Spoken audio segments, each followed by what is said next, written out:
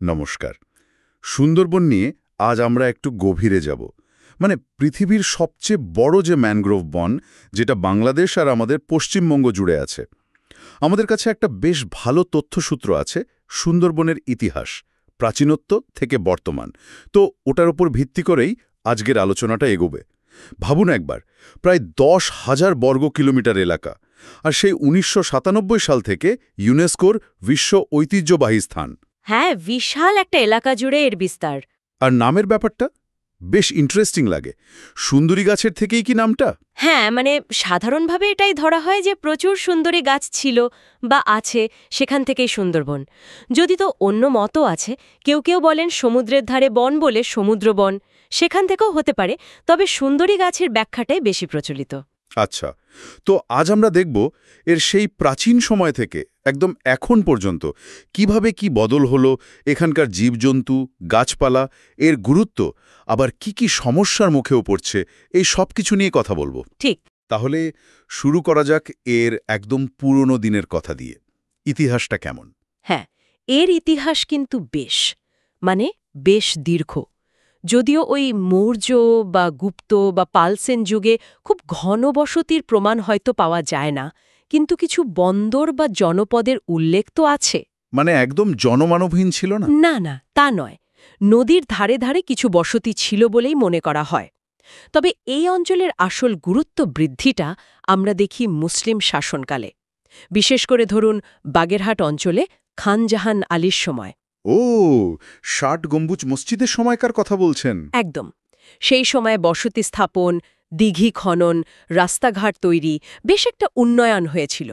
তবে মুঘলরা এই পুরো জঙ্গল এলাকাটাকে বলতো জঙ্গলমহল। জঙ্গলমহল, বেশ মানানসই নাম। এরপর তো ব্রিটিশরা এলো। তাদের সময় তো বেশ কিছু প্রশাসনিক পরিবর্তন আনা হয়, তাই না? হ্যাঁ, অনেক বড় পরিবর্তন। যেমন ধরুন 1860 সালে এটিকে রিজার্ভ ফরেস্ট ঘোষণা করা হলো। রিজার্ভ ফরেস্ট, এর মানেটা ঠিক কি তখন? সাধারণ মানুষের জন্য কি বদলালো? মানে হল, এর ওপর সরকারের নিয়ন্ত্রণ আর ব্যবস্থাপনার অধিকারটা পাকাপাকি হল। বনজ সম্পদ কে কিভাবে ব্যবহার করবে তার ওপর নিয়মকানুন চাপানো হলো। এটা স্থানীয় মানুষের জীবনযাত্রায় একটা প্রভাব ফেলেছিল সে সময়। বুঝলাম। এরপর তো আবার 1875 সালে এলো বন সংরক্ষণ আইন। তাতে এটা প্রায় পুরোপুরি সরকারি সম্পত্তি হয়ে গেল। বাণিজ্যিক ব্যবহারের দিকটাও খুলে গেল। তার মানে শুধু সংরক্ষণ নয়, ব্যবসা বাণিজ্যের কথাও ভাবা হচ্ছিল। আচ্ছা, তারপর তো দেশভাগ হলো। বাংলাদেশ আর ভারত, দুই দেশেই নিশ্চয়ই এর গুরুত্বটা নতুন করে ভাবা হলো। অবশ্যই। বাংলাদেশ অংশে যদি দেখি, 1992 সালে এটাকে রামসার সাইট হিসেবে ঘোষণা করা হয়। আন্তর্জাতিকভাবে গুরুত্বপূর্ণ জলাভূমি হিসেবে স্বীকৃতি পেল। হ্যাঁ, এটা একটা বড় স্বীকৃতি। কিন্তু আবার দেখুন 2007-এর সিডোর বা 2009-এর আইলা, এই ভয়ঙ্কর ঝড়গুলো কিন্তু এর অনেক ক্ষতিও করেছে। সে তো বটেই। আর ভারতের অংশে? ভারতের অংশে 1984 সালে সুন্দরবন টাইগার রিজার্ভ তৈরি হল। এখানে বাঘ সংরক্ষণকে সবচেয়ে বেশি গুরুত্ব দেওয়া হয়েছে, আর পর্যটনও বেশ বেড়েছে।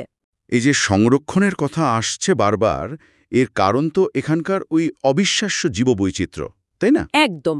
আসল তারকা তো অবশ্যই রয়্যাল বেঙ্গল টাইগার। হ্যাঁ, বাঘের জন্যই তো এত পরিচিতি। ঠিক, কিন্তু শুধু বাঘ তো নয়। চিত্রা হরিণের পাল, বিশাল নোনা জলের কুমিরগুলো, নদীতে গাঙ্গেয় ডলফিন, আবার গাছে গাছে নানা রকম পাখি, প্রায় 290 প্রজাতি। বাহ! আর গাছপালা? গাছপালাও প্রায় 334 প্রজাতির, সুন্দরী, গরান, গেওয়া, সব মিলিয়ে এটা সত্যিই একটা জীবন্ত জাদুঘর। অসাধারণ। আর এর গুরুত্বটা শুধু এই জীবজন্তুর জন্য নয়, এর আসল ম্যাজিকটা হলো এটা একই সাথে দুটো কাজ করে। কিরকম? একদিকে এটা উপকূলের লক্ষ লক্ষ মানুষকে ঝড়, জলোচ্ছ্বাসের মতো ভয়ঙ্কর প্রাকৃতিক দুর্যোগ থেকে বাঁচায় একটা দেয়ালের মতো দাঁড়িয়ে। হ্যাঁ, প্রাকৃতিক প্রাচীর যাকে বলে। ঠিক। আবার অন্যদিকে এটাই লক্ষ লক্ষ মানুষের জীবিকার উৎস। জেলে, মৌয়াল, যারা বন থেকে কাঠ, মধু সংগ্রহ করেন, তাদের জীবনটা এর ওপরই নির্ভরশীল। প্রকৃতি আর মানুষের জীবন যেন একসাথে বাঁধা। একদম। এই দুটো দিক মিলিয়েই সুন্দরবন এতখানি অনন্য। আর এখন তো জলবায়ু পরিবর্তনের যুগে কার্বন শোষে নেওয়ার কাজটাও খুব গুরুত্বপূর্ণ হয়ে উঠেছে। ঠিক, কিন্তু এত কিছুর পরেও এই বনটা তো এখন বেশ কিছু চ্যালেঞ্জের মুখেও পড়েছে। সবচেয়ে বড় চিন্তা কিসের? সবচেয়ে বড় চিন্তা বোধহয় জলবায়ু পরিবর্তন আর তার ফলে সমুদ্রের জলস্তর বেড়ে যাওয়া। এর ফলে তো লবণাক্ততা বাড়ছে, মাটিতে আর জলে। ঠিক তাই।